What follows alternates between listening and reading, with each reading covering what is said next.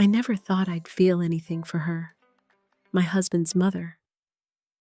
But the way she looked at me that night, the way she touched me in the bedroom, it wasn't motherly. It was something else. Something I was terrified to want. She was supposed to stay for just a week. That's what Mark said, casually, like it was no big deal. Just until her condo gets fumigated, he'd told me over dinner one evening, scrolling through emails on his phone. It's probably only a few days, a week, tops. I nodded and kept eating, not knowing that a few days would stretch into something that would quietly change everything. Helen arrived 2 days later with a small suitcase and that effortlessly elegant posture of hers, spine straight, chin high, eyes sharp as ever. Her perfume hit me first, subtle, woody, expensive. She was wearing dark jeans, a pale cream blouse, and a cardigan the same color as her lipstick, deep red, almost wine-stained. She smiled at me when I opened the door, and it wasn't unfriendly, but it wasn't warm either.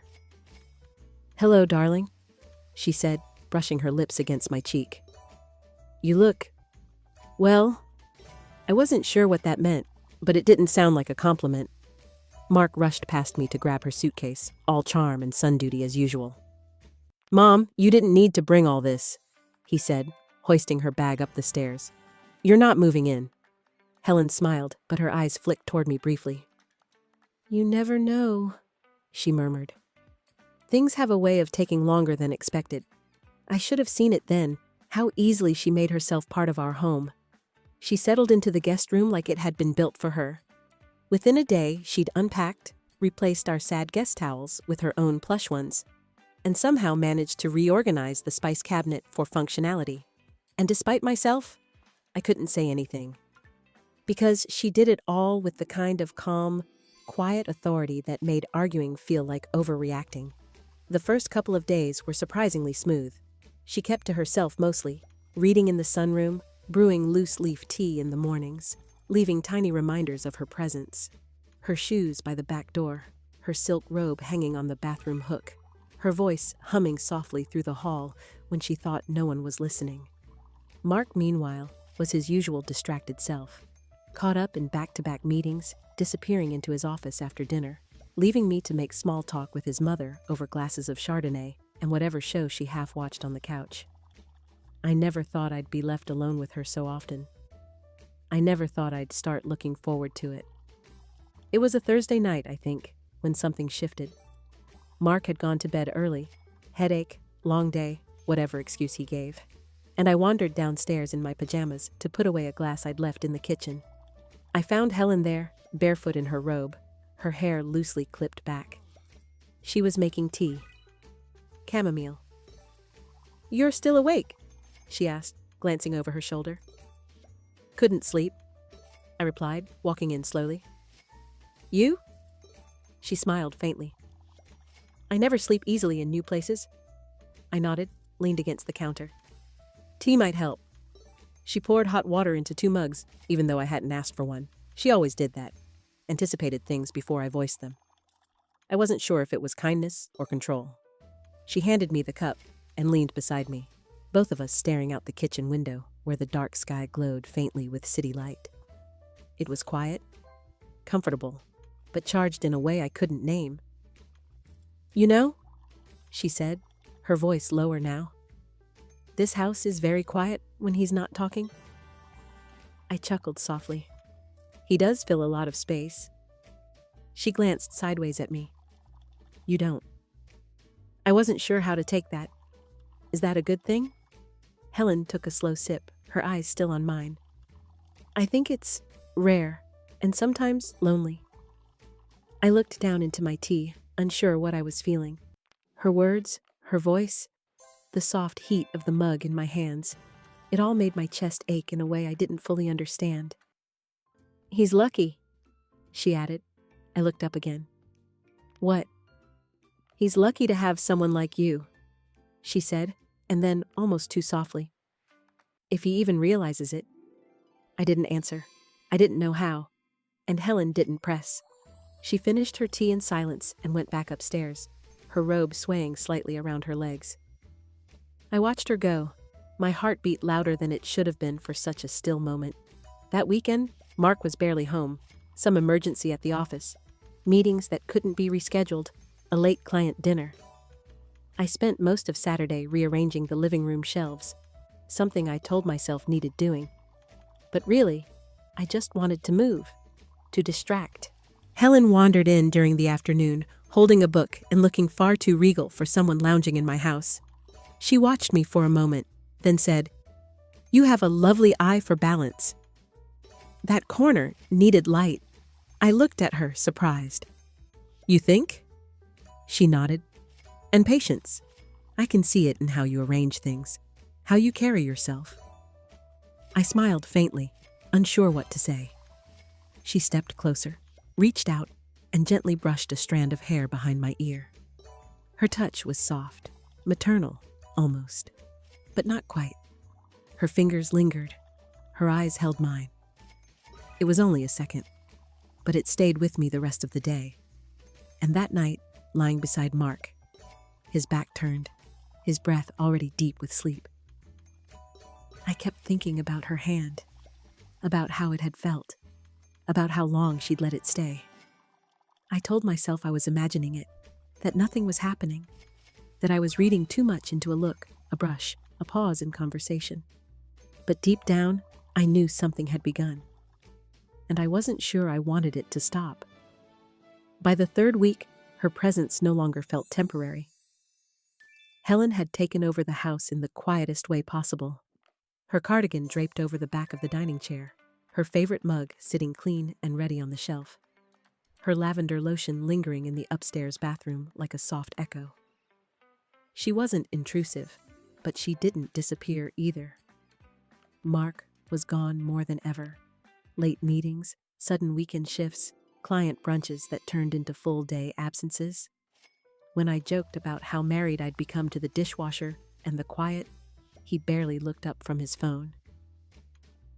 "We'll do something this weekend," he promised.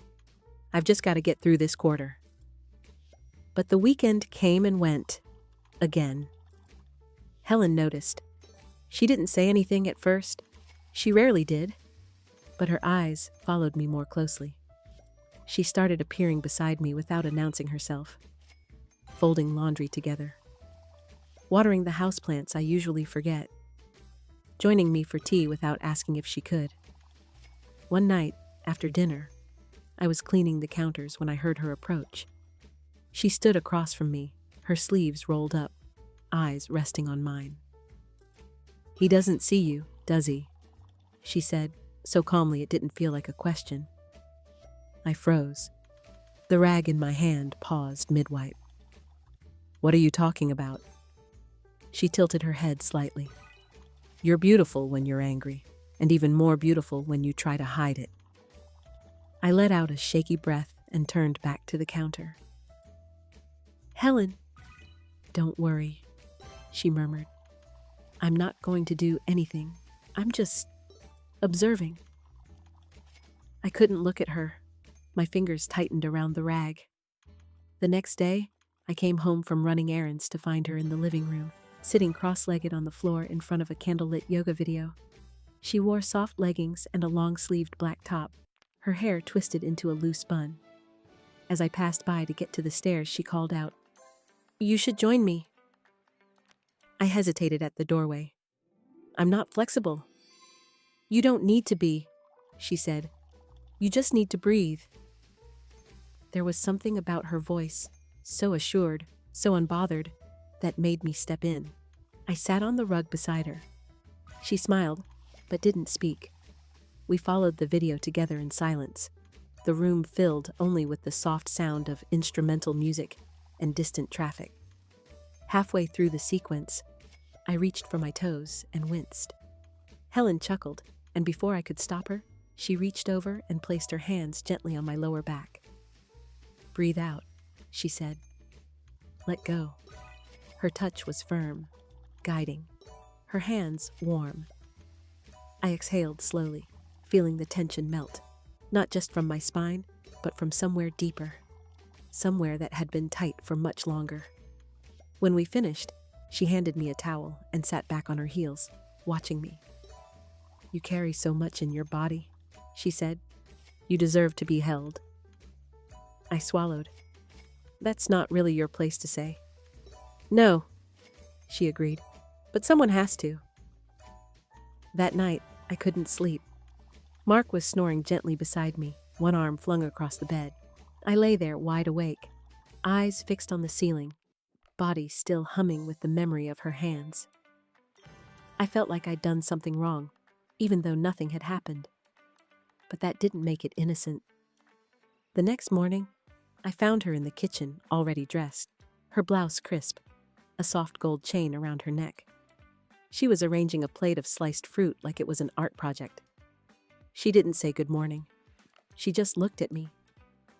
"You didn't sleep," she said softly. I nodded. Neither did I. She set down the knife and leaned against the counter, arms folded, gaze steady. "Do you want to talk about it?" I met her eyes. "Number." She nodded like she understood, then added, "But I'm here if you change your mind." That evening, Mark announced he'd be gone for a full day, an overnight trip for some last-minute work presentation. "You girls hold down the fort," he said, kissing the top of my head like it was the first time he'd touched me in days. Helen didn't comment, but her eyes followed him all the way out the door. Once it shut, she turned to me. "Want wine?" We ended up in the living room, barefoot with socks on, a blanket thrown between us. She poured the red into wide glasses and turned on one of those old black and white romance films she liked. Heavy glances, cigarette smoke, forbidden longing pressed into every frame. She kept glancing at me from the corner of her eye. I kept pretending not to notice. When the second glass of wine had loosened the edges of my tension, I finally said it. "Why are you doing this?" She didn't pretend to misunderstand. "Because I think you deserve to be wanted." My mouth went dry. "You're my husband's mother." "Yes," she said slowly. "And I wasn't planning this. But it's happening, isn't it?" I didn't answer. She reached over and took the glass from my hand, setting it down on the coffee table. Then she touched my face. Not suddenly, not forcefully, just a quiet brush of her knuckles down my jaw. "You've been waiting for someone to see you." I exhaled shakily. "And you think that someone's you?" "I don't know," she said. "But I can't stop looking." I didn't sleep that night either, because the way she looked at me, steady, unblinking, almost reverent, had carved itself into me. And for the first time since I married Mark, I wondered what it might feel like to be chosen not out of convenience, but out of hunger. And that was the beginning of everything. Mark called around 10:30 that night. I was sitting at the dining table with my laptop open in front of me, pretending to reply to emails while Helen washed out a wine glass in the kitchen. His voice came through the speaker, casual, tired. "Just got into the hotel," he said. "Early presentation tomorrow, so I'll probably crash soon." I told him to rest, said goodnight, and didn't mention the tension that had been slowly building in the house all day. I didn't say that his mother had tucked my hair behind my ear at breakfast, or that her fingers had lingered a second too long when she passed me the sugar bowl. After the call ended, I closed my laptop and sat still for a moment, staring into the screen's reflection. Helen was behind me now, drying her hands with a dish towel. She didn't speak. The silence wasn't awkward. It was weighted, full. I felt her watching me, and I couldn't pretend not to feel it anymore. "I'm going to bed," I said eventually, pushing back my chair. "Good night," she replied, her voice gentle. But as I turned, she added, "Wait." I stopped. She stepped closer, not fast, not hesitant, just sure. Her feet were bare against the wood floor, and the hem of her robe swayed lightly as she moved. She was holding something in her hands, a small jar of balm. "Your shoulder," she said softly. "You've been rubbing it all day." I looked down at my right side, realizing I had been. Stress, maybe. Or guilt. or the weight of not knowing what I was becoming. She opened the jar and held it out. "May I?" I should have said no. I should have laughed it off, gone to bed, closed the door. But I didn't. I nodded, almost imperceptibly, and turned slightly so my right side faced her. She dipped her fingers into the balm, then placed her hand gently on my shoulder. Her touch was cool, careful. She began to massage slowly, working in circles, her palm smoothing over the tense muscle just below my neck. Her breath was near my ear. "You carry everything here," she whispered. I didn't trust myself to respond. I closed my eyes instead, and my lips parted on a shaky breath. Her other hand came up then, brushing my hair aside to reach the back of my neck. Her fingers moved with quiet precision, not greedy, not casual, just focused, attentive. She wasn't just touching me, she was teaching me, and then she did it. She kissed me. Not on the lips, not yet, just behind my ear, barely a press of warmth against skin, but it was enough. My body jolted, my eyes flew open. I turned toward her, startled, but she didn't step back. She looked at me, really looked, and said, "I'm sorry. I shouldn't have." I stood frozen for a second, heart thudding so hard I could hear it in my ears. "You did." Her eyes flicked down to my mouth. "And I don't regret it. I should have walked away. I should have said something, anything, to end it right there. But my feet didn't move. My voice didn't come. And when she lifted her hand to my jaw, I didn't stop her. She leaned in slowly, giving me space to retreat. I didn't.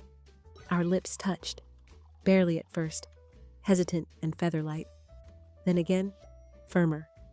Her hand slid up to the back of my head, fingers threading through my hair as she deepened the kiss, slow and reverent. I melted into her. The world narrowed to the scent of her skin, the softness of her mouth, the heat blooming between us like a storm had broken open in my chest. She kissed with purpose, not hunger, with restraint, with focus. Like I was something delicate she'd waited years to touch. When she finally pulled away, we were both breathing harder. Her forehead rested against mine. "I don't want to hurt you," she whispered. "You already did," I replied, "but not in the way you think." Her brows furrowed. "Then how?" "By making me want something I can't have." She exhaled slowly, brushing her thumb across my cheek. "I want you to." We stood like that for a long time, too long, too close, too quiet. Then she stepped back, barely. "Go to bed," she said gently, "before I do something we can't take back." I nodded. My legs trembled as I walked upstairs, pulse racing, every part of me burning from her touch. That night, I couldn't sleep. I lay in bed staring at the ceiling, haunted by the echo of her kiss, by the warmth of her fingers on my skin. I kept replaying it, every breath, every glance, every inch that had passed between us like a whispered promise. Around midnight, I thought I heard footsteps, light ones. I held my breath, listening. They stopped outside my door, but no knock came. Still, I knew it was her. And I knew she hadn't just crossed a line. She'd rewritten it. I didn't hear her open the door. I was lying on my side, facing the wall, wearing only a thin cotton tank and underwear. The blankets had slipped down around my hips in the heat. I hadn't moved for over an hour, paralyzed by thought, by guilt, by the ghost of her mouth against my skin. I'd been trying to fall asleep, but my body wasn't listening. My mind kept playing it back. Her fingers on my shoulder, the kiss behind my ear, her voice trembling when she said she wanted me. So when I heard the soft creak of the floorboard behind me and felt the subtle shift of air, I already knew it was her. "I couldn't sleep," Helen said quietly from the doorway. I didn't turn around. "Me neither." A pause. Then, "Can I come in?" My heart thudded. I nodded, barely, and heard her close the door with the softest click. She walked toward the bed slowly, and I finally turned to look at her. She wasn't wearing a robe tonight, just a fitted black camisole and satin pajama pants. Her hair was down, loose around her shoulders, and the light from the hallway cast a soft glow over her face, highlighting the curve of her collarbone, the shine in her eyes. She sat on the edge of the bed, but didn't touch me. Not yet. I didn't plan this, she whispered. I know. I should leave. You won't. Silence, heavy, honest. She looked down at her hands. I don't want to be the reason you break. You're not breaking me, I said. You're the only thing holding me together right now. Helen's breath hitched. She reached out, hesitating only once before her fingers brushed the bare skin of my thigh, just above the blanket. Her touch was featherlight, tracing the line of my hip through the thin cotton. I keep thinking about the look in your eyes, she said. When I kissed you, like you were waiting for it. I was, I breathed. She leaned closer. Her hand slid up slowly, curving over my waist, under the hem of my tank top. My skin responded before thought could catch up. I arched instinctively, breath catching in my throat. When she kissed me this time, it wasn't tentative. It was deep. Sure. She kissed me like she'd been starving for it, lips moving against mine with hunger and restraint all at once. Her fingers spread over my stomach, pulling me closer, and I let her. She climbed into the bed without asking. The sheets shifted, cool fabric wrapping around our legs as she eased herself beside me, chest pressing into mine. One of her hands found the back of my neck, while the other slid down to grip my hip. She kissed down my jaw, to my collarbone, to the soft dip beneath it. Her breath was warm and steady. Her mouth is reverent. My hands were shaking as I pushed my fingers through her hair, tugging her closer. Her skin was smooth, warm, and intoxicating. I had never touched anyone like this, not with this kind of fear, not with this kind of need. She pressed her forehead to mine, eyes searching. If I keep going, I won't be able to pretend after this. Then don't, I whispered. She kissed me again, slower this time. Her lips parted just enough to let mine in. Our bodies moved together like they already knew each other, like they'd been waiting to be remembered. The tank top slid up my torso. Her palm explored every inch of newly revealed skin. When her hand brushed the side of my breast, I gasped, quiet, breathless. But I didn't stop her. I grabbed her wrist instead and guided her. She moaned softly against my mouth. Her touch grew bolder. She cupped me fully now, her thumb grazing the edge of my nipple. I arched into her, pulling her hips tighter against mine. The friction was unbearable. The heat between us was sharp and soft at once, like we were unraveling in silence. My mouth found her neck. I kissed it the way she had kissed mine, slow, deep, reverent. She trembled beneath me, her body, so composed in daylight, now melted into mine like it had been holding back too long. She whispered my name. Just once. But it broke me open. Our bodies tangled under the sheets, legs entwined, lips and fingers lost in motion and moaning, and everything we weren't allowed to feel but couldn't stop. She pulled my underwear down slowly, pausing when she reached the bend of my thigh, her eyes on mine, waiting for me to stop her. I didn't. I held her gaze. That was enough. She kissed her way down, then came back up, pressing her entire body against mine, her mouth finding my ear. You feel like you were made for this, she whispered. So do you, I breathed. What followed wasn't rushed. It wasn't frantic. It was slow, unfolding like a secret neither of us wanted to end. Our breaths grew louder. Our movements became bolder. We clung to each other, not just from lust, but from recognition, from something deeper, darker, more dangerous than either of us could say out loud. And when it was over, when our chests were heaving and our legs tangled and the room smelled like sweat and silence. She didn't move away. She stayed. Her arm wrapped around my waist. Her face pressed into the curve of my shoulder. She was still breathing hard, but she was holding me like she meant it. "You're shaking," she whispered. "I know." She kissed the side of my head. "Sleep." I closed my eyes, her skin still warm against mine, and for the first time in months, maybe years, I did, and there was much yet to come. Sunlight poured into the room like nothing had changed. It painted golden lines across the floorboards, warmed the edge of the bed, kissed the curve of my bare shoulder as I stirred beneath the sheets. I blinked into the light, disoriented for half a second, until I felt the weight of her arms still draped over my waist. The soft sound of her breathing, the faint smell of lavender and skin and everything we'd done. Helen. My heart stuttered. She was behind me, curled close, her chest pressing gently into my back, one hand resting over my stomach like she'd been holding on all night. I lay there perfectly still, eyes wide, pulse loud in my ears. Because now it was real. It wasn't just glances or whispers or late-night tea. It wasn't suggestion or speculation. We had crossed the line. She had touched me.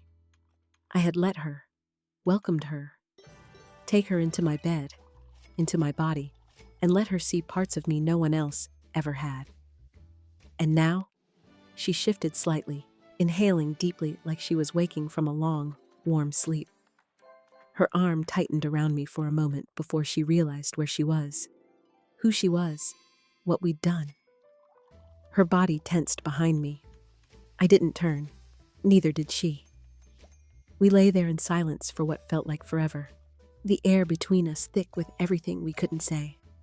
Then, slowly, her hand slipped away. She pulled back from me. Not abruptly, not cruelly, just careful, as though moving too fast might break the moment completely. I heard the rustle of fabric as she slid from the bed and collected her robe from the floor. She didn't speak. I didn't look, but I listened to every quiet sound, her footsteps, the soft click of the door closing behind her. And then I was alone again. The sheets still smelled like her.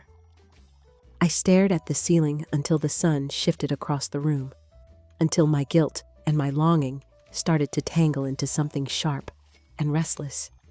Then I got up, showered too long, let the water scald my skin as if it could erase her hands.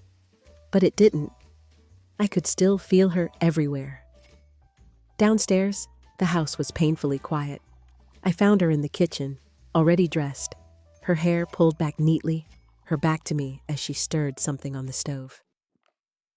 She didn't look over her shoulder, just said softly, "Coffee?" I nodded, too afraid to speak. She handed me a mug a moment later, not touching my fingers, not meeting my gaze. She looked calm, too calm, like she'd pulled a mask on overnight. I hated it. I wanted her to be wrecked. I wanted her to tremble like I still was. Mark called during breakfast. His voice filled the kitchen like static, cheerful and oblivious as he promised to be home that evening, asked about Helen's plans, told me he missed me like it meant something. I answered politely. So did she. When the call ended, Helen leaned back against the counter and looked at me for the first time that morning. Her eyes were tired and full.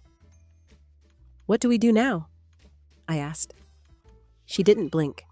"We pretend." "That's it? What else can we do?"